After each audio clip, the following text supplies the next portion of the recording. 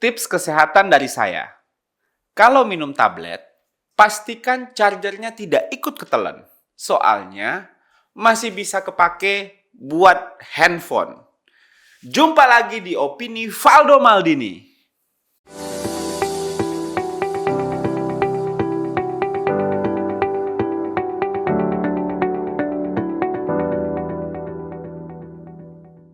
Kalau bicara Anies Baswedan minggu-minggu ini, lagi rame soal apa? Soal teh botol, survei capres, atau kedatangan ke acara 100 tahun Soeharto. FYI, Soeharto adalah satu-satunya Presiden Republik Indonesia yang pernah diturunkan Gubernur Anies. Fotonya tapi.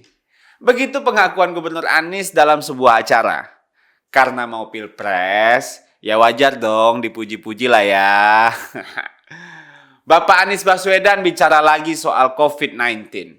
Yang udah-udah nih, setiap beliau ngomong COVID, ada aja masalah baru yang pasti muncul. Masih ingat kan soal rem darurat? Ya gitulah, kita nggak usah bahas di sini. Udah kelamaan juga sih itu isunya. Nanti kita dikira-kira ngungkit masa lalu. Namun, kali ini Gubernur Anies kayaknya tidak mau sembarangan. Apel siaga diadakan malam hari dengan semua Satgas Gabungan COVID-19. Ditambah lagi wartawan yang ikut mengabadikan langkah-langkah heroisme Pak Gubernur Senja. Pesannya bahwa Jakarta dalam situasi yang penuh dengan kesiagaan. Karena lebih dari 50% kenaikan penularan COVID-19 terjadi. Gubernur Anies meyakini ini merupakan dampak dari libur lebaran. Menurut saya, justru ini bukan efek libur lebaran. Namun, lebih tepatnya, ini karena manajemen keramaian yang sangat buruk di DKI Jakarta. Kasus Ancol contohnya, yang membludak saat libur lebaran kemarin. Itu merupakan contoh nyata bahwa pemerintah DKI Jakarta tidak memiliki SOP yang sangat jelas dan memiliki ketegasan.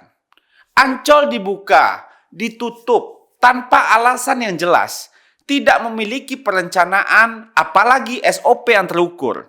Di Ancol, masalah beli karcis online dan offline aja, itu aja masih belum clear tuh mekanismenya.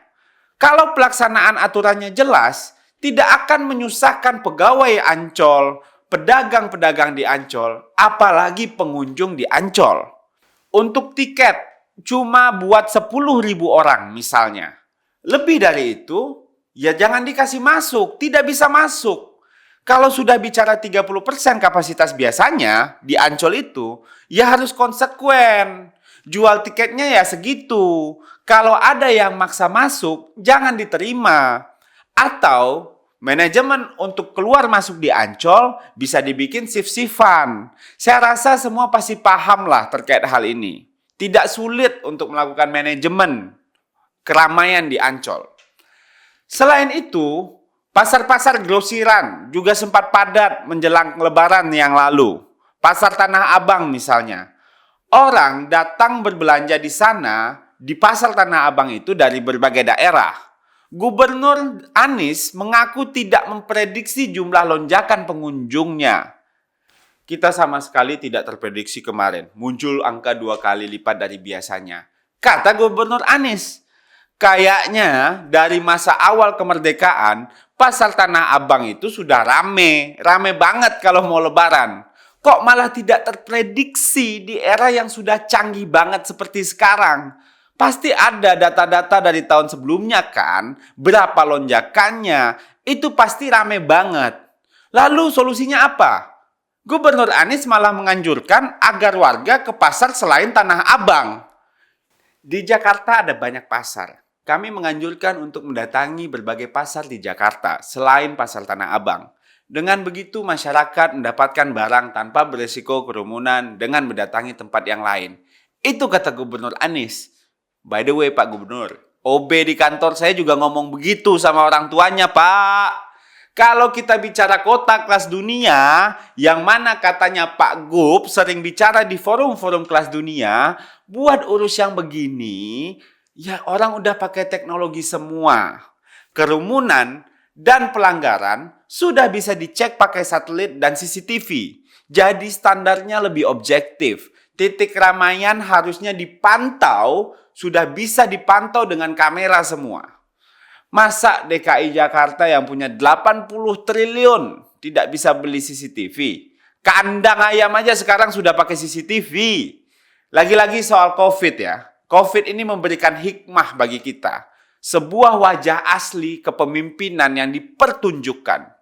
Yang selama ini sudah bekerja keras, maka akan tampak kuat ketika COVID-19 ini terjadi.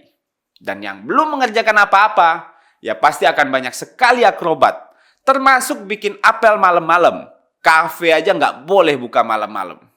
Bed occupancy ratio di Jakarta sudah lewat 50%. Lalu, Gubernur Anies baru mulai bicara soal pengetatan. Ini kan aneh. Harusnya dari awal memang sudah ketat. Namanya kita hidup dengan protokol kesehatan. Kalau angkanya naik, berarti protokolnya tidak berjalan. Ada yang salah dengan pelaksanaan dan pengawasannya. Jadi, please Pak Gub, jangan pikirin elektabilitas terus ya. Jumpa lagi di Opini Valdo Maldini selanjutnya.